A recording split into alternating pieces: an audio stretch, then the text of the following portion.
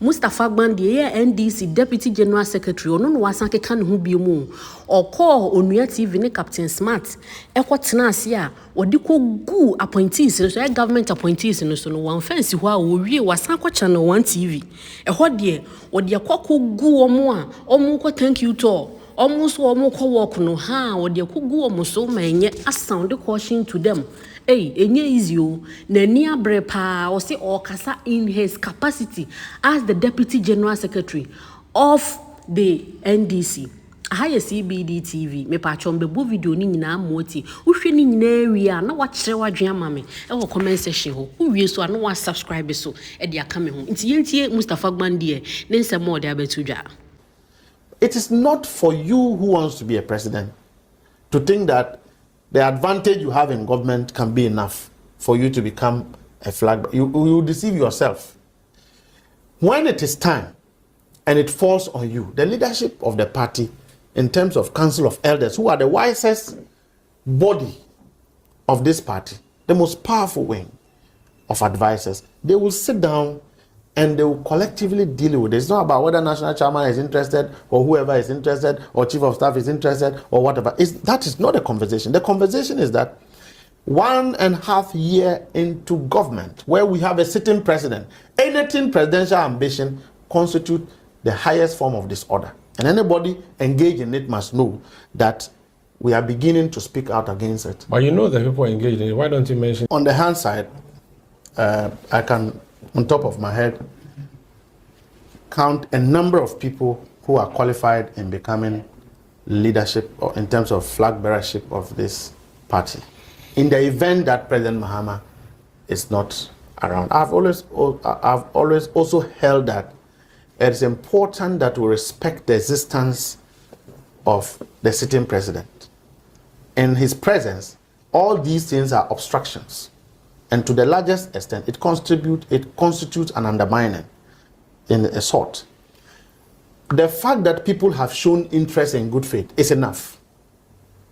But it is not for that ambition to undermine the collective mandate, responsibility, duties, or existence of the party and the government. Where your ambition begin to override what you have to do, then you must check yourself, because you would have been leading yourself astray. And let me tell you, political parties don't diminish. They don't pass over. Or in other words, political parties always exist. They fall and they rise. But it is individuals that expire.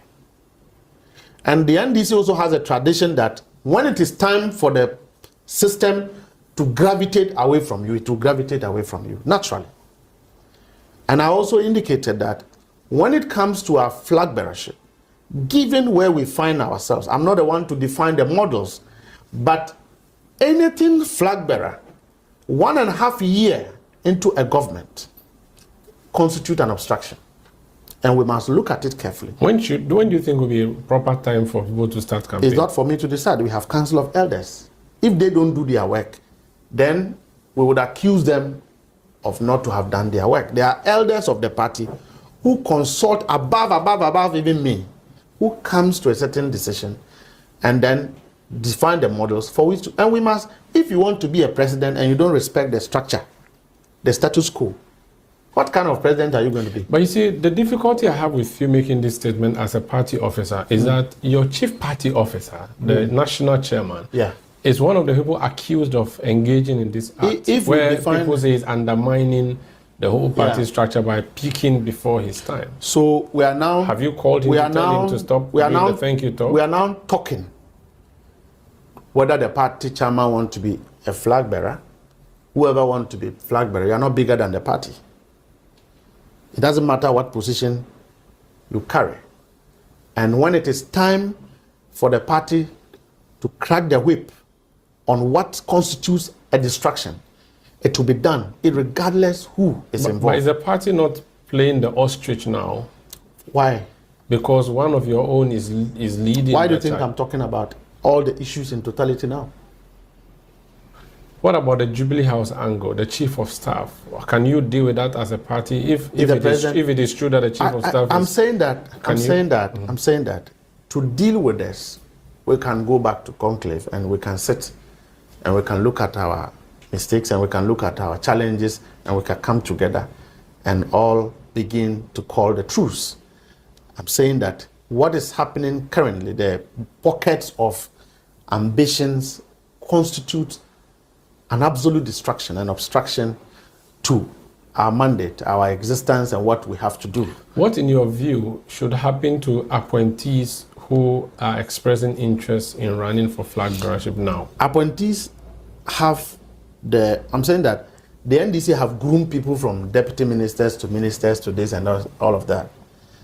Of course, given any opportunity, one person will be chosen among the lot. Look, the NDC will consider regional balances, will consider area of strength, will consider the exigencies of leadership style and all of that.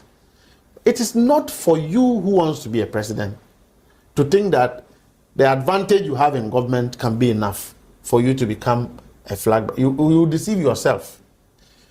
When it is time and it falls on you, the leadership of the party in terms of Council of Elders, who are the wisest body of this party, the most powerful wing of advisors, they will sit down and they will collectively deal with it. It's not about whether national chairman is interested or whoever is interested or chief of staff is interested or whatever. That is not a conversation. The conversation is that 1.5 years into government, where we have a sitting president, anything presidential ambition constitute the highest form of disorder. And anybody engaged in it must know that we are beginning to speak out against it. But you know the people engaged in it. Why don't you mention their name and tell them to stop? I don't know the people engaged in it. Are you sure? I'm holding, look, if the party succeeds, is the national chairman, the general secretary, up to the national organizer. If the government succeeds, is the president, the chief of staff, and up to cabinet or something. Now, I just hope that we'll come back again and sit. Given that we are speaking about it now, everybody in their private space is complaining. I'm talking about it. I should be used as a sacrificial lamb if I have to be sacrificed. I'm talking about it. I'm saying that the state of affairs in terms of the relationship between the party and the government have not been the best. It will not be the best. Who is to blame for that? The president or the chairman? Nobody is supposed to be blamed. It's for us who are younger, who are followers, who are officers of the party. Look, my telephone numbers are up to branches. Branch executives have my telephone numbers. So if they have frustration, they will call. And we know what they feel. So the feeling is that the relationship is not too best. And we have to sit down again. We are waiting for the president to come back. I'm sure that he would have listened to all of this. He's the leader of the party. If we fall, he's the one that have made us to fall. He will stamp his authority, call a meeting, let's sit down, let's look at what we have reached, let's assess ourselves, let's come together and move. For me, my commitment is that we must win the next election to save this country. MPP is not an option. They don't constitute our problem. They are not the reason we must do anything or nothing. Ghanaians are the reason we must do everything right. And when we get it right, the people of Ghana are just expecting service. We are doing well in that area. Every appointee is grappling, struggling, trying to give their best. But we must manage the relationship, the nuances of the relationship. Are you sure you can survive this as a party? The exit of a president, the replacement, appointment of a new leader? I do not know whether we have an exit of a president. How do you know that a president is exiting? I mean, 1.5 years into his career. No, I mean 2029, he's not going to be So when we get to 2029 bridge, we'll cross. I'm talking about 2026. It looks like the water is very dangerous for you now to cross. There are crocodiles and other things. It takes mosquitoes and everything. Serious people to cross dangerous rivers. And that is why we are executives. We'll cross it. The MPP faced that situation.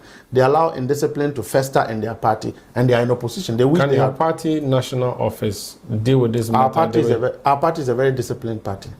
You are sure that you can Our party is capable of dealing with anybody. No matter who it is. Let me tell you, we are a product of positive defiance. Don't forget. Who are you threatening? I'm not threatening. I'm just saying that the NDC is a product of positive defiance. Are you speaking to Mosquito? I'm speaking in my capacity as a deputy general secretary of the party. I may be a smaller officer, but I have a duty to preserve the sanctity and establishment of this party until I am not a Deputy General Secretary, maybe in December or November, maybe. But from now till that time, I am in charge. I'm helping the General Secretary to do his work. We are helping the President, the National Chairman, who are leaders of these two institutions to succeed. That is our preoccupation. Very well. When we sense danger, we would signal those dangers so that we sort them out and move on. Okay, me da me start here fi chairman Asiedu and Debra so. We penny a wo fi. Wo this charisma no matter the if ja ebe phrase we ebe to NDC no. Wo power bi a utumi de calm me down. Emo obi aka na no tu. Wo nye gidigidi boko but then utumi control mo. Una no madam come on into no makomano to which is such a person like you no. Wo de any say why penny a wo fi. Enti tena fie na tu nkwalafo. No mu se dombe tutu o manam asi na nkeba ne sen na party amaba aban mu a munyendi yi 1 year mpo we sori o se me ko work no onam ha we su sori a o se me ko thank you to oban ne to oni work ben wo sori akọ work wo compound ana akọ work wo area afi de te se ye hu nia te se obia pese o mbedi president na mimi hu ni se o ma adwene nyina ye o mo se Ghana ha de sa aban bi besi so a 8 years na te se 8 years no e no obedi ti Mahama de wadi no forward that into di we kan 8 I said definitely no kokotena se na different person eba into omunim said wa beba bia no je say no matter what no obewi ni into obia pese oba obia pese ono so ba bedi president no yesi mo ho kwan na emre nso ansa na mo aye ne amobeye me de me nkokasa o kan bebra na ebedidi watem o kyenam kwa de IPS address kura so aba bechi well I CBD TV ntime pa cho we are Mr. Wa na wa comment wa like ama me fefefe na wa sanso a subscribe bebre e de ama me